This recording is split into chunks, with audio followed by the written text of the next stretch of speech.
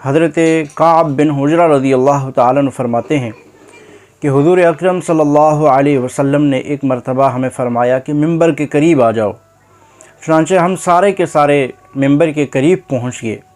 حضور اکرم صلی اللہ علیہ وسلم نے ممبر کی پہلی سیڑھی پہ قدم رکھا اور فرمایا آمین۔ پھر دوسری سیڑھی پہ قدم رکھا تو پھر فرمایا آمین۔ تیسری سیڑھی پہ قدم رکھا تو پھر فرمایا آمین۔ اور حضور علیہ الصلاۃ والسلام جب خطبے سے فارغ ہوئے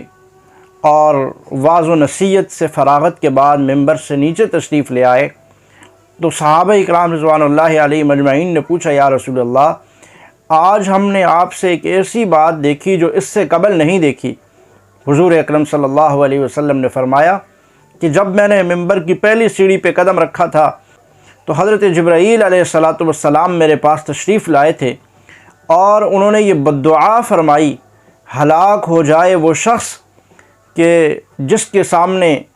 آپ کا نام نامی اسم گرامی محمد آئے اور وہ آپ پر درود نہ پڑے صلی اللہ تعالی علیہ وبارک وسلم۔ تو میں نے اس پر آمین فرمایا، اور جب میں نے دوسری سیڑھی پہ قدم رکھا تو حضرت جبرائیل علیہ الصلاۃ والسلام نے بددعا فرمائی، ہلاک ہو جائے وہ شخص کہ جس کی زندگی میں اس کے والدین ماں باپ دونوں یا ان میں سے ایک وہ بڑھاپے کی عمر کو پہنچ جائے اور وہ ان کی خدمت کر کے جنت نہ کما سکے اور ان کو راضی رکھ کے رب کو راضی نہ کر سکے، تو میں نے اس پر آمین فرمایا۔ اور جب میں نے ممبر کی تیسری سیڑھی پہ قدم رکھا تو جناب حضرت جبرائیل علیہ الصلاۃ والسلام نے بددعا فرمائی، ہلاک ہو جائے وہ شخص جس کی زندگی میں ماہ صیام برکتوں عظمتوں اور عظیمتوں والا مہینہ اور بہترین اور اللہ کا پسندیدہ اللہ کا مہینہ ماہ رمضان آئے اور وہ اس میں ذکر و عبادت کر کے اپنے رب کو راضی نہ کر سکے تو وہ ہلاک ہو جائے وہ شخص۔ تو حضور علیہ السلام نے فرمایا، میں نے اس پر آمین فرمایا۔ اب 3 بددعائیں فرمائی۔ سامعین و ناظرین، اگر ہم ان بددعاؤں پہ غور کریں کہ حضور علیہ الصلاۃ والسلام جیسی عظیم ہستی کائنات کے سردار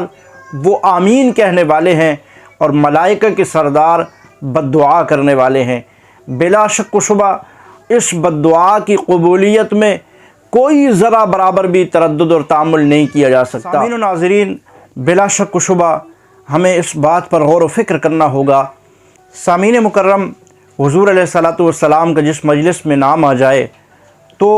یہ واجب اور ضروری ہے کہ ہم حضور اکرم صلی اللہ علیہ وسلم پر درود پاک پڑھیں۔ کم سے کم سب سے قلیل اور انتہائی مختصر جو درود ہے وہ صلی اللہ تعالی علیہ وسلم ہے۔ کم از کم ہمیں حضور علیہ السلام کے نام جب آ جائے تو ہمیں صلی اللہ علیہ وسلم ضرور کہنا چاہیے، ورنہ ہلاکت سے ہمیں کوئی نہیں بچا سکتا۔ اس کے ساتھ ساتھ حضور علیہ الصلاۃ والسلام نے جو والدین کے حقوق کو بیان فرمایا کہ والدین کی خدمت کر کے ان کے بڑھاپے کی عمر میں جب وہ پہنچ جائیں، خدمت کر کے ان سے دعائیں لے کر جنت میں داخلے کا ذریعہ ان دعاؤں کو نہ بنا لے تو ایسا شخص بھی ہلاک ہو جائے۔ تو ہمیں والدین کے ساتھ حسن سلوک، پیار و محبت کے ساتھ پیش آنا چاہیے۔ یہ بھی قرآن و حدیث نے ہمیں بتلایا اور ہماری رہنمائی کی۔ اور تیسرا، اس حدیث طیبہ میں جو اہم وہ رمضان المبارک کے متعلق ہے، اللہ کے نبی علیہ الصلاۃ والسلام نے فرمایا کہ رمضان کا مہینہ آئے اور وہ شخص اپنی بخشش نہ کروا سکے، اتنے رحمتوں عظمتوں والے مہینے میں جس میں رب کی رحمت موسلادھار بارش کی طرح برسائی جاتی ہے، ایسے مہینے میں بھی اگر کوئی انسان اپنے رب سے مغفرت اور بخشش نہیں حاصل کر سکتا کہ جب رب کی رحمت عام ہوتی ہے اور رب کی رحمت یوں برسائی جاتی ہے عوام پہ، یوں انسانوں پہ رب کی رحمت برس رہی ہوتی ہے، ایسے حالات میں بھی اگر کوئی اپنے رب کی رحمت و مغفرت و بخشش کو نہیں سمیٹ سکتا تو ایسا شخص بھی ہلاک ہو جائے۔ تو حضور علیہ السلام نے اس پر آمین فرمایا۔ تو ہمیں اس مہینے کی عزت، عظمت اور قدر اور فضیلت کو سمجھتے ہوئے اس مہینے میں کم از کم اپنی بخشش کا سامان کر لینا چاہیے، اور جن چیزوں سے اللہ اور اللہ کے رسول نے ہمیں منع کیا اس سے رکنا چاہیے، اور جن چیزوں کے کرنے کا حکم دیا وہ کر کے اپنی اس ماہ رمضان المبارک کی عظمتیں، رحمتیں، برکتیں اور بخشیں سمیٹنے کا جو موقع ہے اس کو غنیمت جانتے ہوئے ہمیں ان بخششوں اور رحمتوں کو سمیٹ کر اپنی دنیا اور آخرت کو بہتر بنا لینا چاہیے۔ اللہ تعالی ہمیں رمضان المبارک کی قدر کرنے کی توفیق عطا فرمائے۔ وآخر دعوانا ان الحمد للہ رب العالمین۔